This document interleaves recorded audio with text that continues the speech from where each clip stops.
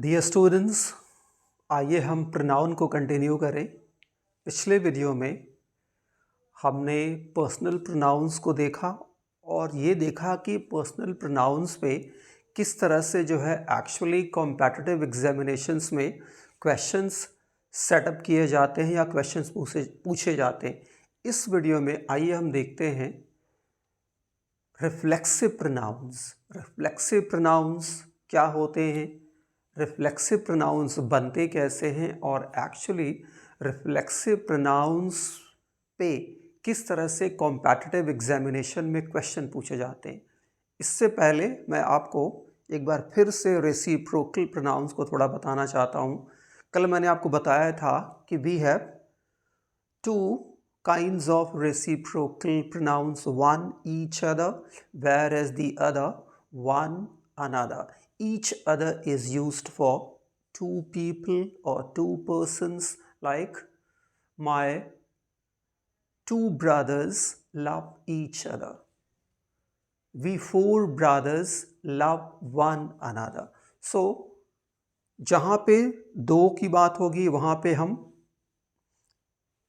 Each other का इस्तेमाल करते हैं और जहाँ पे दो से ज़्यादा की बात होती है वहाँ पर हम वन अनदर का इस्तेमाल करते हैं। और कोई आपसे पूछे ईच अदर या वन अनदर किस तरह के प्रोनाउंस हैं तो आप बताएं। सबसे पहले कोई पूछे कि ये क्या हैं पार्ट्स ऑफ स्पीच से तो आप बताएंगे ये प्रोनाउंस हैं।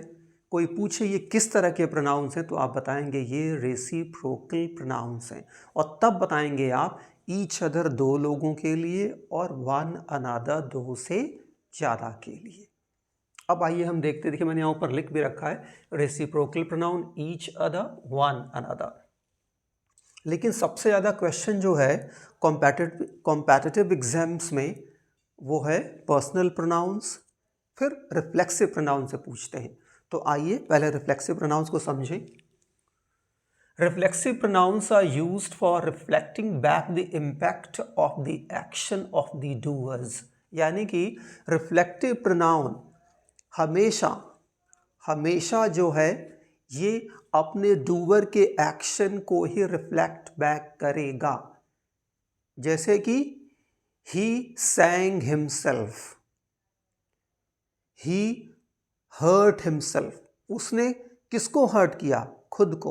तो एक्शन किस पर रिफ्लेक्ट हो रहा है, डूअर पे, सब्जेक्ट पे। तो यहाँ रिफ्लेक्सिव प्रोनाउंस हमेशा एक्शन के थ्रू अपने डूअर को ही रिफ्लेक्ट करता है। तो ये आपको ध्यान देना होगा, इसीलिए ये कहलाता है reflexive pronoun. Why? Because it reflects back the action of the doer. Reflective pronoun बनते कैसे हैं ये आप ध्यान दे लीजिए। माय क्या है, first person singular number, common gender. My में जब पॉजेसिव केस है, जब माय में SELF जोड़ देते हैं तो ये बन जाता है रिफ्लेक्सिव प्रोनाउन। उसी तरह OUR में जब SELVES जोड़ दिया जाता है तो ये बन जाता है ourselves, यानी कि ये रिफ्लेक्सिव प्रोनाउन हो जाता है। योर में SELF जोड़ के बना लेते हैं हम योरसेल्फ, जब एक व्यक्ति के लिए यूज़ करेंगे यू का तो योरसेल्फ, जब एक से ज़्यादा के लिए तो योरसेल्व्स। ठीक उसी तरह इट का इटसेल्फ, ही का हिमसेल्फ, शी का हरसेल्फ और दे का देमसेल्व्स। तो जितने भी पॉजेसिव एडजेक्टिव होते हैं उन्हीं में SELF, अगर सिंगुलर है तो SELF, अगर जो प्लूरल है तो SELVES, सेल्व्स को लगा करके हम रिफ्लेक्सिव प्रोनाउन बनाते हैं। अब आइए इसका हम देखें एक्चुअली फंक्शन। सबसे पहले ये इंपॉर्टेंट देख लीजिए, हमने रिफ्लेक्टिव लिख दिया हुआ है, दिस इज रिफ्लेक्सिव, REFLEXIVE,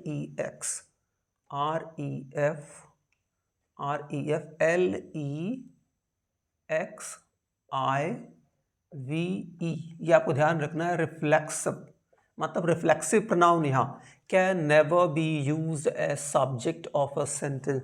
तो एक चीज आपको दिमाग रखनी है, एक चीज़ सॉरी आपको दिमाग में रखनी है, जो आप हमेशा और हम हमेशा गलती करते हैं कि अगर जो हमें कहीं पे अपने आप को इंट्रोड्यूस करना होता है, परिचय देना होता है अपना, ख़ास तौर पे इंग्लिश में, तो हम जनरली सुनते हैं लोगों को ये कहते हुए कि my self, Albert, my self Vinay, my self Ajit, my self Anushka, this and that, ऐसा कहते हैं हम। पहले ये जान लीजिए, ये एब्सोल्यूटली ग्रामेटिकली रॉन्ग है, ये एब्सोल्यूटली गलत है। कभी भी हमें या आपको माई सेल्फ यानी कि किसी भी रिफ्लेक्सिव प्रोनाउन से खुद को इंट्रोड्यूस नहीं करना चाहिए। क्योंकि कोई भी रिफ्लेक्सिव प्रोनाउन किसी सेंटेंस का सब्जेक्ट नहीं हो सकता। तो आपको जब इंट्रोड्यूस करें तो सिंपली कहिए आई एम सचिन, और आई एम एल्बर्ट, और आई एम अनुष्का, और I am Shweta, so on and so forth, या my name is Sachin, और my name is Charlie, और my name is this and that। इस तरह से इंट्रोड्यूस करिए। तो पहले ये समझ लीजिए कि कोई भी सेंटेंस किसी भी रिफ्लेक्सिव का सब्जेक्ट नहीं हो सकता है। किसी भी सेंटेंस का सब्जेक्ट कोई रिफ्लेक्सिव प्रोनाउन नहीं हो सकता है। अब यहाँ पे देखिए, उसी का मैंने एग्जाम्पल दिया है, Margaret and myself were going to perform in charity show. Margaret और मैं एक चैरिटी शो में परफॉर्म करने जा रहे थे। तो देखिए, मार्गरेट सब्जेक्ट है इस सेंटेंस का, और दूसरा देखिए सब्जेक्ट ये है, और ये जुड़ किससे रहा, एंड से, एंड कंजंक्शन है। कल मैंने आपको, या शायद इसके पहले मैंने किसी वीडियो में आपको मैंने बताया, कल ही वाले में या उसके पहले वाले मैंने बताया जब प्रोनाउन पढ़ा रहा था, कि जब भी दो नाउन्स या प्रोनाउंस, खासतौर पे दो प्रोनाउंस जब एंड से जुड़ रहे हों या और से जुड़ रहे हों, तो यह आपको ध्यान रखना है कि यदि एक प्रोनाउन उसमें से सब्जेक्टिव केस में है और दूसरा ऑब्जेक्टिव केस में है, तो आपको सेंस ध्यान देना होगा कि वहाँ वो किस सेंस में किस तरह से वो प्रोनाउन यूज़ हो रहा है, सब्जेक्ट यूज़ हो रहा है या ऑब्जेक्ट। तो अगर जो एज सब्जेक्ट यूज़ हो रहा है तो आपको ये ध्यान देना है कि एंड या और से हमेशा दो सब्जेक्टिव केस जुड़ेंगे या दो ऑब्जेक्टिव केस जुड़ेंगे। ऐसा नहीं होगा कि एक सब्जेक्टिव केस जुड़ जाएगा और दूसरा ऑब्जेक्टिव केस जुड़ जाएगा। ये ध्यान दें। तो यहाँ पे देखिए, यहाँ पे दो सब्जेक्ट हो रहे हैं, ये मार्गरेट और माई सेल्फ या आई। तो ये माई सेल्फ मैंने कहा कभी भी सेंटेंस का सब्जेक्ट नहीं हो सकता, तो ये गलत है। तो क्या होगा, Margaret and I were going to perform in charity show. दूसरा देखिए, ये बहुत ही इंपॉर्टेंट है, ये verbs, enjoy, avail, absent, hurt, disguise, amuse, resign, adapt, introduce, reconcile, avenge, prostrate. कह रहा अगर ये देख, ये जो वर्ब्स हैं, these verbs take reflexive pronouns in certain condition. ये सी का मतलब सर्टेन कंडीशन, यानी कि जब ये वर्ब्स आ रहे हैं तो आपको ये ध्यान रखना होगा कि ये वर्ब्स रिफ्लेक्सिव प्रोनाउंस लेते हैं।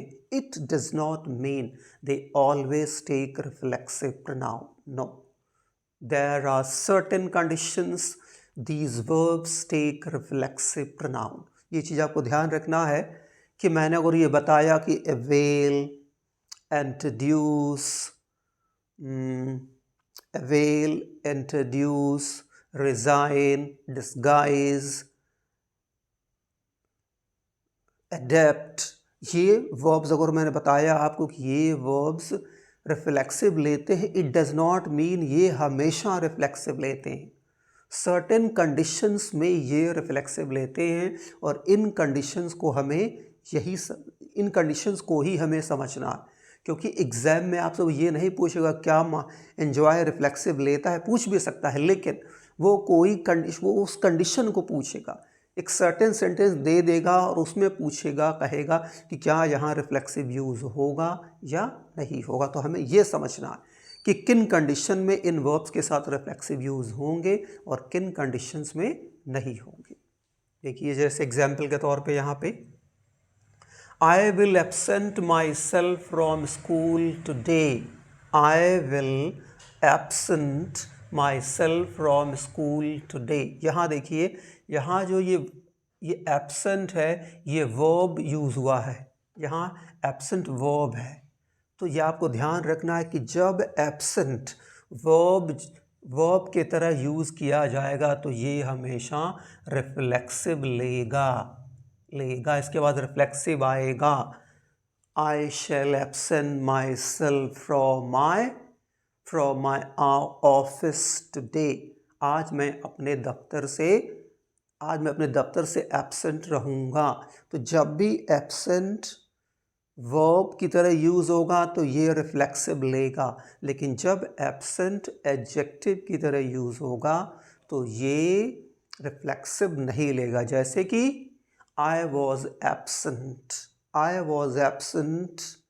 from my school that day. उस दिन मैं अपने विद्यालय में अनुपस्थित था। तो यहाँ एब्सेंट किसकी तरह यूज़ हो रहा है? एडजेक्टिव की तरह यूज़ हो रहा है। तो जब भी एब्सेंट एडजेक्टिव की तरह यूज़ होगा ये रिफ्लेक्सिव नहीं लेगा। जब ये वर्ब की तरह होगा तो ये रिफ्लेक्सिव लेगा। ठीक उसी तरह देखिए आप, हाँ यहाँ देख लिए लिखा हुआ है। नेक्स्ट देख लीजिए, will have to resign ourselves to our fate, यानी कि हमें अपने आप को अपने भाग्य के भरोसे छोड़ना होगा। यानी कि जब रिज़ाइन, देखिए RESIGN, रिज़ाइन दो सेंस में यूज़ होता है, ये आपको ध्यान रखना है। रिज़ाइन दो सेंस देता है। पहला तो to give up a job, किसी जॉब को छोड़ देना, वो सेंस। जब उस सेंस में रिज़ाइन यूज़ होगा, जब नौकरी छोड़ने के सेंस में रिज़ाइन यूज़ होगा, तब आप इसके साथ रिफ्लेक्सिव यूज़ नहीं करेंगे। जैसे I am going to resign my job, मैं अपनी नौकरी छोड़ने जा रहा हूँ।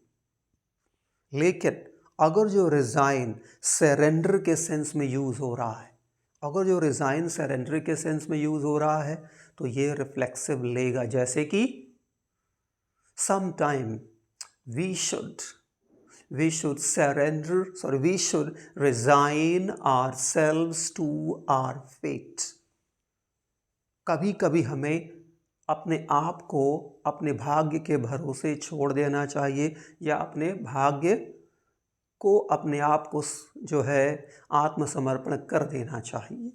तो जब भी रिज़ाइन किसके सेंस में होगा? सरेंडर के सेंस में, तो ये रिफ्लेक्सिव लेगा। जब ये किसी नौकरी को छोड़ने के सेंस में होगा तो ये रिफ्लेक्सिव नहीं लेगा। जैसे देखिए, will have to resign ourselves to our fate, हमें अपने आप को अपने भाग्य के भरोसे छोड़ना पड़ेगा। तो यहाँ देखिए रिज़ाइन ये सरेंडर के सेंस में यूज़ हो रहा है तो ये रिफ्लेक्सिव लेगा। लेकिन यहाँ देखिए, सून आई शैल रिज़ाइन माई जॉब, जल्दी ही मैं अपनी नौकरी छोड़ दूंगा। तो यहाँ छोड़ने के सेंस में हो रहा नौकरी, तो ये रिफ्लेक्सिव नहीं लेगा। अगला देखिए, Rosalind disguises herself as a man, Rosalind ने अपने आप को रॉसलिन इंसान के रूप में अपना भेष बदल लेती है, या एक इंसान की तरह वो अपना भेष बदलती है। तो यहाँ डिस्गाइज का मतलब एक्चुअली याद रखिएगा होता है वेश बदलना। तो जब भी वेश बदलने की बात होगी तो वो रिफ्लेक्सिव लेगा। देखिए अगला, you will have to adapt yourself to this condition. लेकिन एक चीज़ याद रखिए, ये जो अडेप्ट है, अडेप्ट अपने साथ रिफ्लेक्सिव तो लेगा ही लेगा, साथ में वो टू प्रेपोजिशन लेगा। ये ध्यान रखना है आपको। अडेप्ट टू का मतलब होता है सूटेबल टू सम कंडीशन और सूट टू सम कंडीशन, यानी कि जब ADAPT एडेप्ट आ रहा है तो पहले तो ये रिफ्लेक्सिव लेगा, दूसरा ये टू लेगा, टू प्रेपोजिशन जैसे we should try a level best, we should या we should adapt ourselves to a new climate, कि हमें नए क्लाइमेट को क्या करना होगा, अडेप्ट करना होगा। जैसे यहाँ लिखा है मैंने, you will have to adapt yourself to this condition, कि तुम्हें इस कंडीशन को अडेप्ट करना होगा। यहाँ देखिए, she enjoyed that delicious food, यानी कि याद रखिए आप, एंजॉय भी जब एंजॉय के बाद कोई ऑब्जेक्ट आ रहा है, जब एंजॉय के बाद कोई ऑब्जेक्ट आ रहा है तो एंजॉय हम जो है रिफ्लेक्सिव प्रोनाउन नहीं लेगा, लेकिन जब एंजॉय के बाद कोई जो है ऑब्जेक्ट नहीं आ रहा तो यह रिफ्लेक्सिव प्रोनाउन लेगा। Like I was enjoying my self on the platform और इन द ट्रेन, मैं ट्रेन में आनंद ले रहा था, तो I was enjoying my self in the train. लेकिन कह रहा होगा कि मैं खाने का आनंद ले रहा था, तो आई वॉज एंजॉइंग फूड, तो यहाँ फूड ऑब्जेक्ट हो जा रहा है। तो जब एंजॉय के बाद कोई ऑब्जेक्ट यूज़ होगा तो आप रिफ्लेक्सिव यूज़ नहीं करेंगे।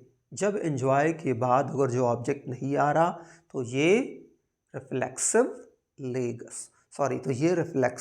लेगा। जैसे यहाँ देखिए sentence, she enjoyed that delicious food, तो यहाँ सब ऑब्जेक्ट आ रहा तो नो रिफ्लेक्सिव। बट यहाँ देखिए, they will enjoy themselves their way, वहाँ खुद का मनोरंजन करेंगे या खुद को एंजॉय करेंगे, तो वहाँ देखिए यहाँ पे कोई ऑब्जेक्ट नहीं आ रहा तो यहाँ रिफ्लेक्सिव एंजॉय ले रहा है। अब ये देख लीजिए, बहुत इंपॉर्टेंट है, ONES वंस और ONE'.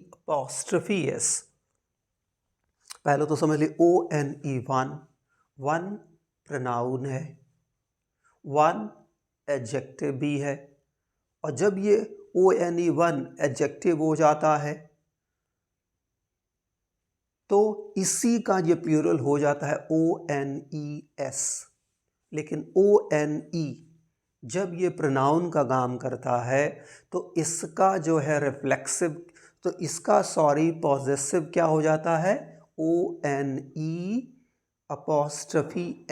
वंस, जैसे कि वन शुड। और दूसरी बात, ये ONE1 जब ये प्रोनाउन का काम करेगा तो इसका अर्थ क्या देगा, एवरी वन या एवरी बॉडी, जैसे कि one should do once duty honestly, मतलब हर व्यक्ति को अपना जो है कर्तव्य ईमानदारी से करना चाहिए। तो यहाँ देखिए, वन शुड, तो यहाँ ये वन है, ये क्या है, ये एक प्रोनाउन है। क्यों? क्योंकि ये किसी नाउन के लिए यूज़ हो रहा है। तो जब ONE1 प्रोनाउन के तौर पे यूज़ होगा तो इसके बाद पॉजेसिव जो है एडजेक्टिव क्या आएगा, ONE', उसके बाद कोई नाउन आएगा, जैसे कि one should be honest to one's duty, एक व्यक्ति को अपने कर्तव्य के प्रति ईमानदार होना चाहिए, या हर व्यक्ति को अपने कर्तव्य के प्रति ईमानदार होना चाहिए। So one should be honest to one's duty. देखिए, वंस के बाद ड्यूटी आ रहा जो नाउन है, तो ये ONE और क्या है, ''s', ये क्या है, ये है पॉजेसिव एडजेक्टिव। तो जब ONE1 प्रोनाउन के तौर पे यूज होगा तो उसके क्या सेंस देगा, एवरीवन का या एवरीबॉडी का, प्लस ये कौन सा पॉजेसिव लेगा, ONE', उसके बाद कोई नाउन आएगा। लेकिन ONE1 एडजेक्टिव का भी काम करता है। पॉजेसिव एडजेक्टिव में केवल एडजेक्टिव, जैसे कि I like blue colour pen, do you like the brown one? मुझे नीले रंग का पेन पसंद है। I like blue colour pen. क्या तुम्हें भूरे रंग का? Do you like brown one? क्या तुम्हें भूरे रंग का पसंद है? Do you like brown one? ये देखिए यहाँ वन भी ये किसकी तरह काम कर रहा है? एडजेक्टिव की तरह काम कर रहा है। ब्राउन वन यानी कि ब्राउन पेन। उस पेन की जगह ये आ रहा तो है ये क्या? Actually pronoun. यहाँ ये प्रोनाउन का काम कर रहा है। उसके पहले ये ब्राउन क्या आ जा रहा है? एडजेक्टिव की कह रहा है। दूसरा सेंटेंस देखते हैं। We love brown shirts. हमें भूरे रंग की कमीज पसंद है। क्या तुम्हें लाल रंग की? Do you like red ones? ONES plural बना रहे हैं। तो यहाँ वन क्या है? यहाँ ये वन अगेन नाउन का काम कर रहा। तो जब ये ONE नाउन का काम करेगा तो ये क्या दिखाएगा? नंबर, जो किसी नाउन के लिए यूज़ होगा। जैसे कि मैंने कहा कि मुझे लाल रंग की कमीज़ें पसंद हैं। I like red colour shirts. अब मैं आपसे पूछता हूँ कि क्या आपको हरे रंग की पसंद है? तो डू यू लाइक और लव ग्रीन वंस? तो ये वंस किसके लिए आ रहा है? शर्ट्स के लिए। तो ये वंस क्या हो गया? ये वंस क्या आ रहा? इस शर्ट्स के लिए आ रहा है। तो आप इसको क्या मान लेंगे? इसको प्रोनाउन मान लेंगे। प्रोनाउन भी हो जा रहा है। तो आई होप आपको ये क्लियर हो गया कि ONE1 ONES वंस यानी कि ये ONE का प्लूरल है और ONE'(S) ये ONE1 प्रोनाउन का क्या होगा? ONE1 प्रोनाउन का ये क्या होगा? ये उसका जो है पॉजेसिव केस होगा। कौन सा? Possessive adjective. अब ये भी देख लीजिए, बहुत इंपॉर्टेंट। देखिए यहाँ लिखा हुआ, देखिए one will have to keep one's promise. एक व्यक्ति को अपना वादा पूरा, हर व्यक्ति को अपना वादा पूरा करना चाहिए। I want red shirt. Do you want कहाँ गया? हाँ देखिए, I want red shirt. Do you want blue one? इस तरह से ले लिया, मैंने लिखा नहीं है, या कहीं यहीं पे इसी को यहीं पे लिख देते हैं क्योंकि यहाँ जगह है। तो do you want BLU blue one, ऐसे लीजिए। तो ये ब्लू वन किसके लिए? किसी नाउन के लिए आ रहा। तो ये क्या हो गया? प्रोनाउन। यहाँ प्रोनाउन देखिए, तो यहाँ इसी शर्ट के लिए आ रहा है ये वन। तो ये देखिए, इसे आगे देखिए। सॉरी, यहाँ पे मैंने लिखा तो है, यहाँ लिख दिया मैंने। यहाँ मैंने लिखा है, do you like the blue one? She loves green mangoes. उसे हरे आम पसंद है, कच्चे आम। Do you love ripe ones? क्या तुम्हें पके पसंद हैं? तो यहाँ देखिए, इन्हीं मैंगोज के लिए ये इस प्लूरल के तौर पे वंस यूज़ हो रहा है। ये आपको ध्यान देना है इसका यूज़। अब अगला देखिए, इट्स और इट्स, यानी IT इट और ITS इट्स, यानी कि ये IT इट का ही ITS क्या है? पॉजेसिव केस है। और IT'S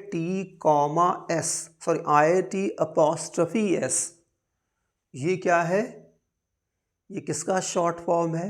ये इट इज़ का शॉर्ट फॉर्म है, इट वॉज का शॉर्ट फॉर्म है और इट हैज़ का शॉर्ट फॉर्म है। याद रखिएगा, IT जो है अपॉस्ट्रफी S किसका शॉर्ट फॉर्म है? किसका कॉम्प्रेस्ड फॉर्म है? It is, it was, it has. ये ध्यान रखिएगा, कंफ्यूज नहीं होना है इसमें। तो देखिए, possessive case of it is its. देखिए भाई, possessive case of IT it is its, IT its. जैसे my cat has lots its tail. तो देखिए, ये कैट क्या है? कैट क्या है, नाउन है, और उसी के लिए ये पॉजिटिव केस आ रहा है इट्स, यानी कि मेरी बिल्ली के नाखून गिर गए, मेरी बिल्ली ने अपने नाखून खो दिए हैं, तो इट्स नेल्स। यहाँ देखिए इट्स का यूज़ क्या है, ये पॉजिटिव केस में यूज़ हुआ, लेकिन अब देखिए इट IAT अपॉस्ट्रफी, ये इसका मतलब मीन्स होता है। देखिए it is, it was, it has, अब यूज़ देख लिए। इट्स मंडे टुडे, यानी कि इट्स यहाँ क्या है, इट इज़ है यहाँ पर। It's 10 o'clock, it is 10 o'clock, यानी कि इस वक्त 10 बजे हैं। It's been a week since I hit him, यहाँ पे इट्स बीन या बीन आ रहा है, यानी कि थर्ड फॉर्म आ रहा है, तो उसके पास उसके पहले क्या होगा, हैज़ या हैव आएगा, क्योंकि ये प्रेजेंट में है। तो it's been a week since I hit him, एक सप्ताह हो गए हैं मुझे उसे पीटे। तो आई होप आपको ये क्लियर है। देखिए ये यूजेस बहुत इम्पॉर्टेंट हैं।